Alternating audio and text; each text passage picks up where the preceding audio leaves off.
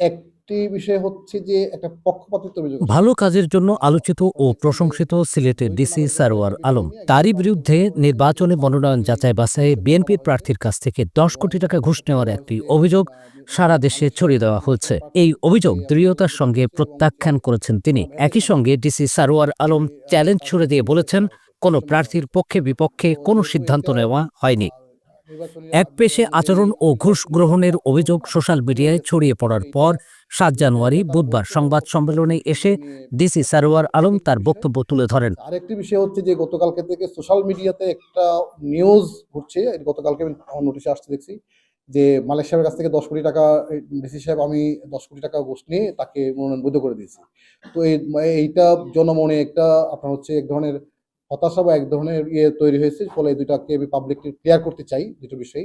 এইজন্য আপনাদের মাধ্যমে এই জিনিসটা বক্তব্য দেওয়ার জন্য মূলত আজকে এখানে সমবেত হয়েছি। নায়াসিনামাইড ও স্যালিসাইলিক সমৃদ্ধ লিলি ফেস ওয়াশ যা ফেসের ডেড স্কিন সেল দূর করে দেয় দ্বিগুণ ফাস্টার ব্রাইটেনিং। কারণ মানুষের আসলে সরকারের প্রতি আমাদের প্রতি প্রত্যাশাটা অনেক বেশি।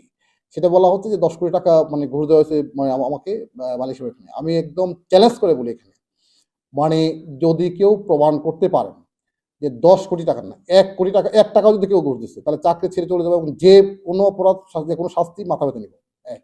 এবং আমি এইটাও বলে দেখো স্ট্রেটলি ১০ কোটি টাকা না, ১০,০০০ কোটি টাকা দিয়েও জনাব সারোয়ার সাহেবকে কিনা যাবে না।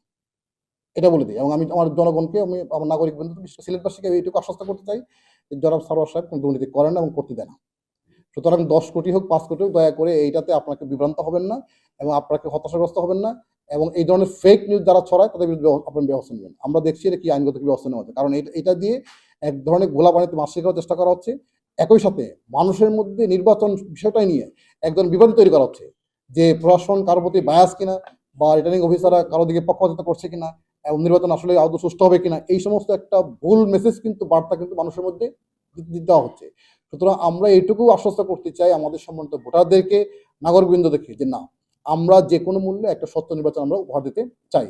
এবং আমি এই খুব দৃঢ় কণ্ঠে বলতে পারি সেটা হলো যে এইখানে কোনো লেনদেনের কোনো প্রশ্নই আসে না এবং এই ধরনের কোনো কথাবার্তা কোনো প্রশ্নই আসে না। সুতরাং যারা এটা করছেন অপপ্রচার চালাচ্ছেন যে গোষ্ঠী তাদেরকে অনুরোধ করব দয়া করে আপনারা এই জাতির সামনে ইলেকশন এটাকে আপনি বিভ্রান্ত করবেন না। এটা করবেন না।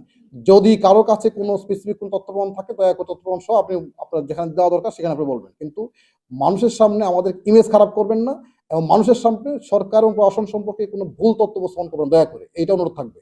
আর এই ফেক নিউজগুলি যারা ছড়ায় তাদের বিরুদ্ধে আমি আশা করি একটা সামাজিকভাবে সবাই সোচ্চার থাকবেন। শুধু মূলত এই বার্তাটা দেওয়ার জন্যই আসলে আপনাদের কষ্ট করে আমি এখানে নিয়ে আসছি এটা। এবং ডিসি আমি সারোয়ার আলম তার চাকরি জীবনে দুর্নীতি ও ভেজালের বিরুদ্ধে ভ্রাম্যমাণ আদালত পরিচালনা করে সাড়া ফেলেছিলেন। সিলেটে সাদা পাথর খনিতে পাথর লুটপাট নিয়ে তোলপাড় সৃষ্টির পর সরকার তাকে সেখানে ডিসি করে পাঠায়। নায়াসিনামাইড ও স্যালিসাইলিক সমৃদ্ধ লিলি ফেস ওয়াশ যা ফেসের ডেড স্কিন সেল দূর করে দেয় দ্বিগুণ ফাস্টার ব্রাইটেনিং।